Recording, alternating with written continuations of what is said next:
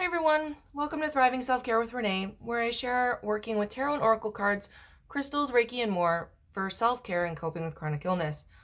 Today is the fall equinox, and so I thought I would go ahead and do a reading for this season of the fall equinox until the winter solstice. And I decided I was going to use Lisa Papez's spread of energy, obstacle, and advice. I'm going to be working with the Gaian Tarot and the Earth Magic Oracle cards. The autumnal equinox card in the Earth Magic Oracle cards is about release. From the booklet it says, now is the time to let anything in your life fall away that is no longer useful or needed for the emerging expression of who you are. Allow yourself to gradually shed what has become burdensome and no longer congruent with your soul's purpose. Conserve your energy by allowing yourself more rest while at the same time making preparations for the winter season. With release comes a sense of being much lighter, just like the trees that openly bear their nakedness once their leaves have departed, and give room for whatever new life is ready to birth following a period of quiet and gestation. So let go of whatever has outlived its purposefulness and trust that something else will take its place. So this fall season is very much all about release, and so I asked the Gaian Tarot about what we need to focus on from the fall equinox until the winter solstice. And I drew from the Gaian Tarot, and I drew the cards, the Canoe, which is equivalent to the Chariot, the Guardian of Water, which is equivalent to the Queen of Cups, and the Four of Water, which is equivalent to the Four of Cups. Very, very interesting that they're all water-based. I don't think you could go more water-based than a canoe. And then the water or suit of cups are the other two cards. So in the overall energy, which is this canoe card, the first card, what I'm seeing is it's going to be about movement, but staying balanced while you're going through a lot of movement and moving forward.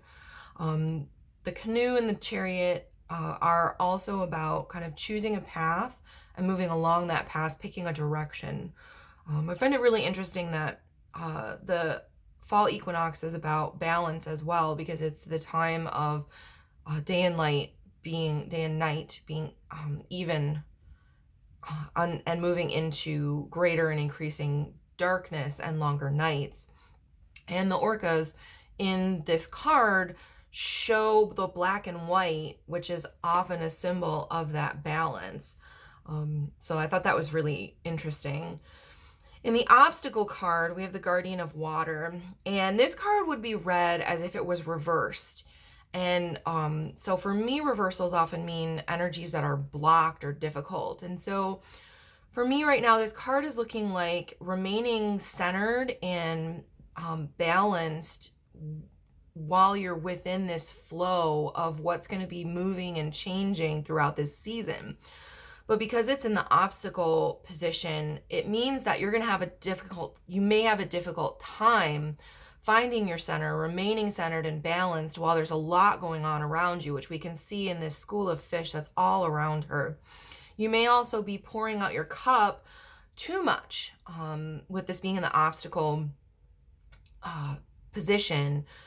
You can't pour from an empty cup. And so it's going to be really important that you make sure to find ways to fill your cup.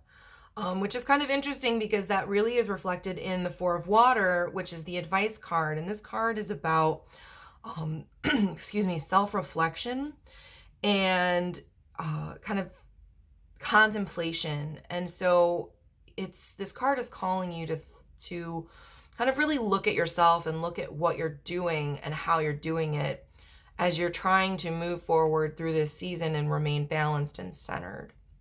I thought I would go ahead and take a look at some of what the book has to say for the Gaian Tarot. And some of the key phrase for the canoe, which is the Chariot card, is stay focused on your path. I think that's really, really important for us in this movement of the seasons from the fall equinox to the winter solstice.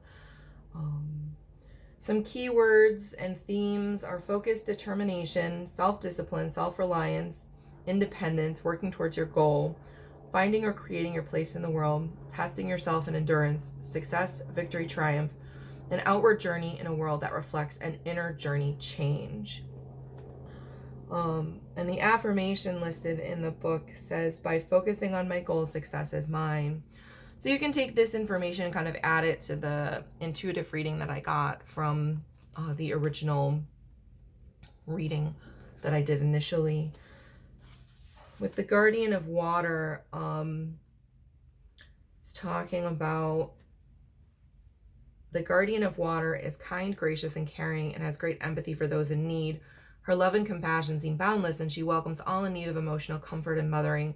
She encourages a harmonious environment that may feature water and teaches us to cleanse and refresh ourselves, especially after taking care of others. She guides us to cherish our dreams and follow our intuition and listen to our hearts. And so remember that this is the card in the obstacle position. And so these are things that you may find difficulty with or not be able to do. And it may make things a little bit more difficult. It also talks about in the book that when you read the shadow side or the obstacle or blocked side of this card, there may be difficulty when the personal troubles of one person spill into those of others. Be wary of people or situations that are overly needing or draining. Someone may be moody, self-indulgent, or impractical. Instead of wallowing in emotions, seek the patient, cleansing, forgiving powers of water so that emotional balance may be restored. And then for the Four of Water, the book speaks of if your own well is empty and in need of replenishment, to find a place that helps it to overflow and fill back up. It's time to replenish your emotional reserves. Spending time near a body of water cleanses and purifies us, whether it's a beach, riverbank, or sacred well. You may want to make a pilgrimage to a sacred place near your home or far away.